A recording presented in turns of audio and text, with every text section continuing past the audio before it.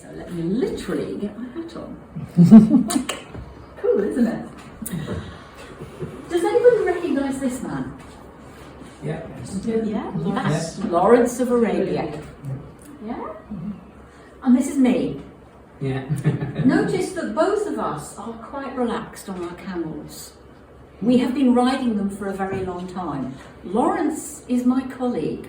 I have worked with him by the time this picture has been taken for over 15 years. And we have been doing the same work. Lawrence has been recorded. They made a film about Lawrence, then made one about me 10 years ago. What we achieved was exactly the same. The man looking slightly wobbly on his camel, he's actually been tied on. Churchill was not used to camels. But we needed him there. It was very much a political event. You probably know that I was born here in Washington, in my grandfather's house, as Bill mentioned earlier on. That was in 1868. I've worn well, haven't I?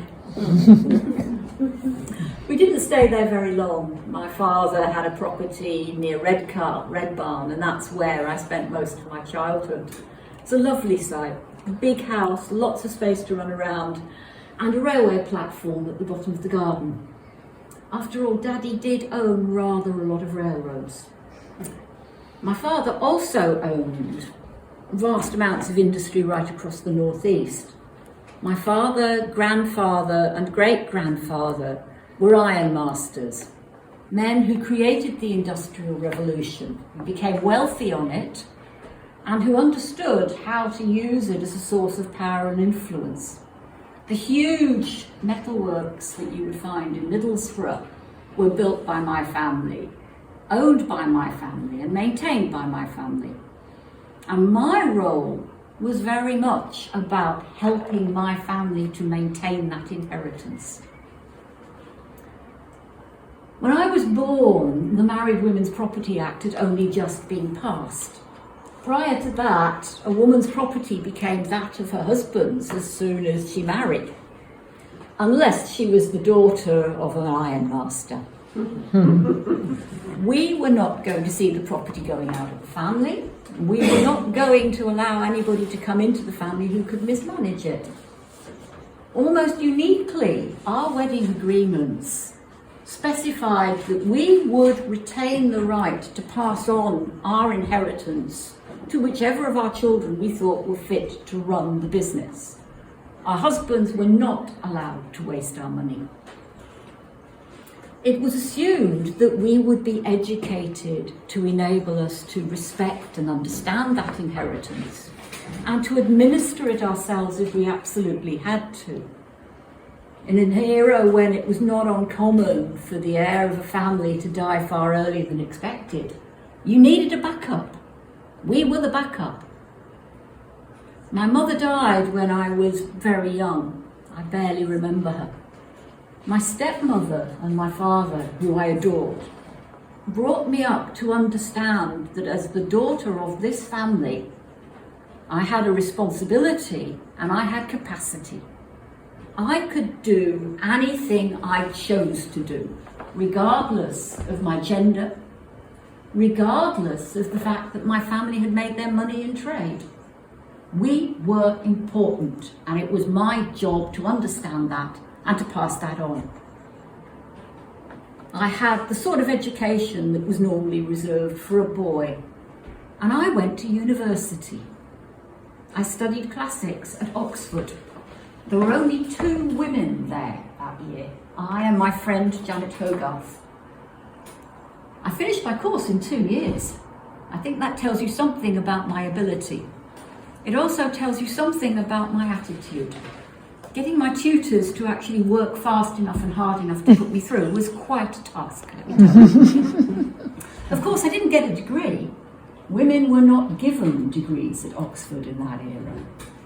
But I'd earned my spurs. And even if some of the London hoity-toities were inclined to refer to me as trade, I knew that I had a future in front of me, particularly with the resources that my family could bring to bear and with their network of influence and contacts. Let me give you an example of how it works. My sister has a wonderful story about seeing our father off at St Pancras. He's heading back north after some meeting in London, and she's having a final chat to him on the platform. My sister is quite talkative, shall we say? So the discussion actually goes on for far longer than anybody would have anticipated. In fact, 30 minutes after the train should have left, they are still standing on the platform. And so is the train, because my father owns the company. And nobody is starting that train until he is ready to step onto it. I've always been quite physically adventurous. I love riding, I love physical activity and sports. I decided that I would take up mountaineering, a new sport then, one that I enjoyed enormously. Slightly difficult, of course, because I'm not about to wear the sort of garments that you see men wearing, am I? Climbing a mountain like Matterhorn in long skirts was exciting, to say the least of it. Particularly the afternoon when a storm blew in, when I was hanging on the end of a rope. I was still there some hours later. The guides got an earful then. They might really have looked at some sort of weather forecast. It was obvious that there was a storm coming in, but never mind. In 1892, I decided to go and visit my uncle. Sir Francis Lascelles was ambassador for the British government in Tehran. You need to understand that the areas that we now think of as Iran, Iraq, Syria, Egypt, Turkey, were all part of the Ottoman Empire, ruled by one man with regional representatives in every area. And therefore you would have regional ambassadors in every area. Uncle Frank was delighted to see me. In fact, he made me so welcome that I decided that I would like to stay a while. I would spend the next 10 years travelling around the Middle East. It was a fascinating experience. I understood very rapidly that the best way to get to meet people, to get to see the places that Western women were not normally allowed to go, to experience local life, was to go and talk to the person in charge. So, for example, I went to visit the Viceroy when I went to India. The Chief Vizier in Damascus was more than happy to give me an introduction to people all over the country. By the end of that time, I knew people in communities, the leaders of tribes, people who were responsible for making decisions right across the East. And I developed a huge admiration for them, their culture and their history. I'd developed some real skill as a photographer. Many of the photographs that you'll see coming up are pictures that I took in the 2 books that I published on the subject of churches in the Far East, their history, their archaeology and their future. I was ably assisted by a young Armenian Christian by the name of Fatah, who I employed as a major domo. He was extremely well organised. He was able to make sure that I and my equipment were conveyed from site to site just as we needed to be. I wasn't what we might call a light traveller, the bath, the desk, the tent, the bed, all of them needed to come with us. Absolutely necessary, because I was travelling in places that had never seen a European, let alone a European woman. And they often had absolutely no accommodation available that would have been suitable for me. I became more and more interested in archaeology as well as in photography. And in Turkey, I became friendly with a British academic, an archaeologist by the name of Ramsey, who was about to excavate a site at a place called Konya.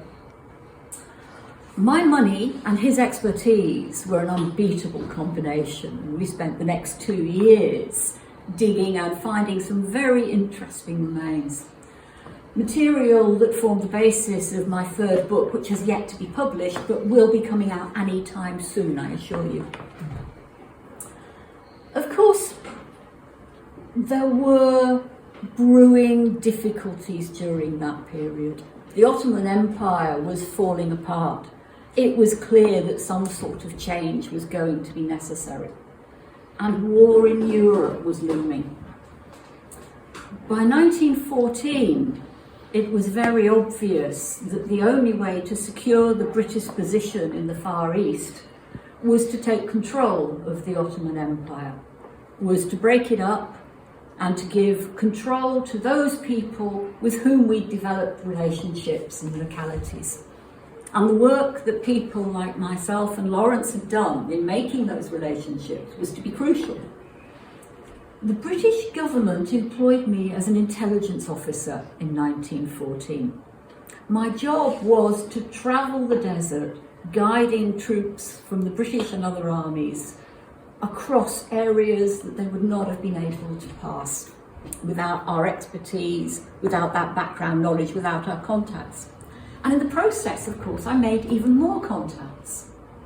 By the time the war was heading to a close and negotiations about what to do with the now dismantled Ottoman Empire had been taking place, I was in a position to have a seat at that table and to encourage the British government, and believe me, they did take some encouraging, to understand the need to redraw the map in a way that was logical and rational and that had nothing to do with the old geographical boundaries of the area.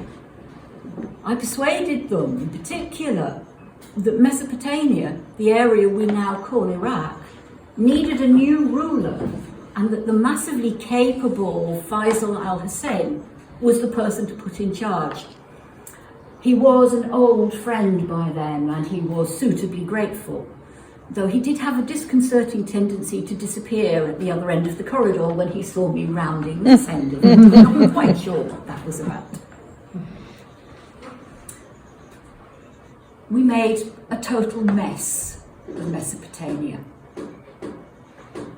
I'm not saying that we didn't achieve great things, but we failed to apply the basic lessons that Lawrence and I had learnt in those years before the First World War.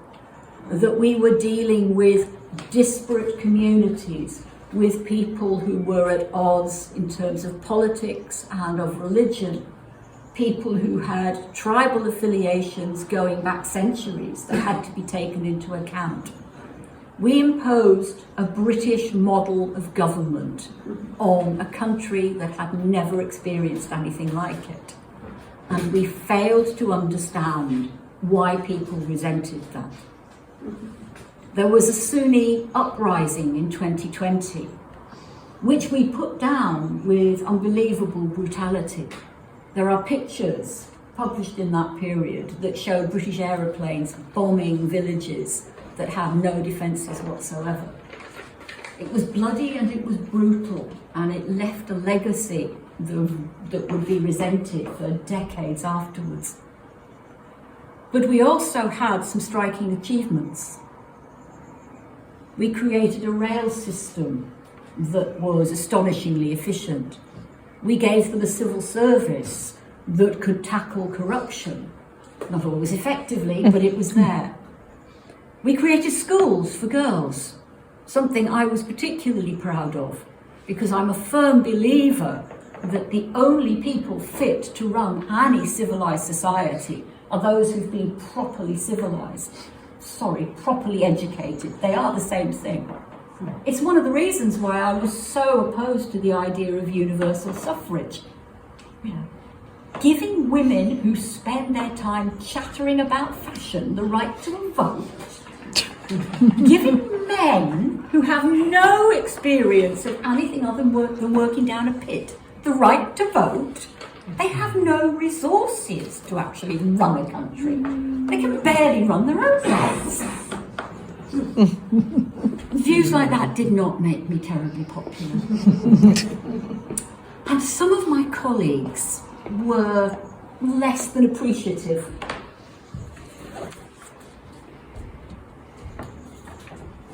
Mark Sykes, for example, confound the silly, chattering windbag of conceited, gushing, flat-chested, Man, woman, globe-trotting, rump-waggling, blathering ass.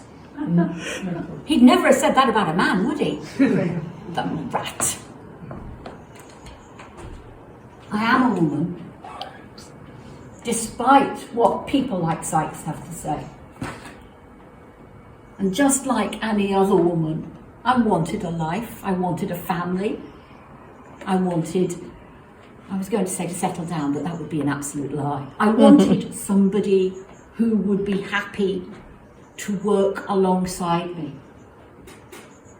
And there were times when it looked as if it might happen. There was a young man at the embassy in the 1890s. Cadogan was a very, very nice young man. My father, however, pointed out that he was totally incapable of running any kind of business, let alone an ironmaster's work. And I reluctantly agreed that that was no basis for a marriage. Doughty Wiley, I think, could have taken on the task. It would have required him to divorce his wife. Somewhat unfortunate. He was killed at Gallipoli in 1916. I think I went a little mad for a few years after that. I never properly recovered. There was another relationship a few years later. Again, a married man. And I found myself wondering if the problem was not that they weren't willing to leave their wives, but was I choosing people who could not possibly marry me?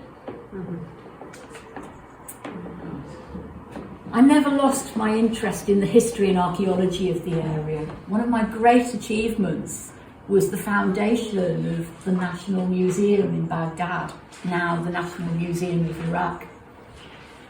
Unlike almost every other country in the area where the British had taken charge, none of Mesopotamia's history, none of its artifacts, none of its treasures were shipped over to the British Museum.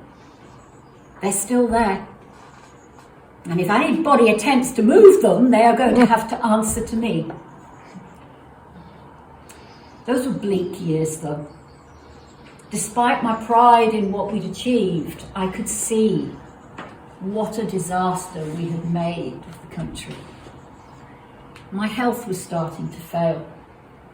A racking cough and losing weight prompted my doctor to suggest I stop smoking.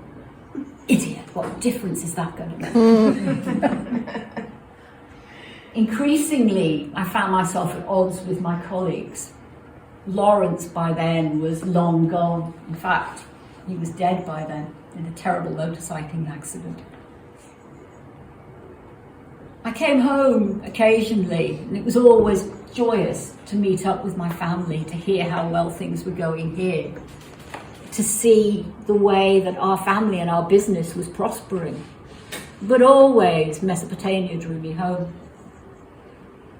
There was a lovely moment a few weeks ago when I was able to show a family of 15 Iraqis around the museum, to show them their heritage, to say to the girls in the family, this is your history, this is what you must learn to protect.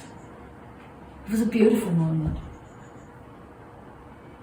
But at the age of 57, I find myself increasingly despairing about the world that we have created, the world that we're leaving behind to our children. I don't get to sleep without barbiturates now. I'm not quite sure what the future holds for me, but I don't think I've got very long.